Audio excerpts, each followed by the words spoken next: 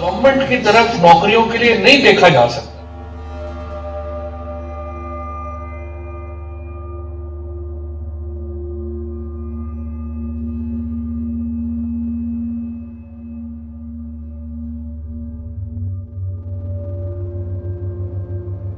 वो कोई नौकरियां दे। मैं आपको दोबारा ये बताना चाहता हूँ कि गवर्नमेंट तो 400 महकमे खत्म कर रही है।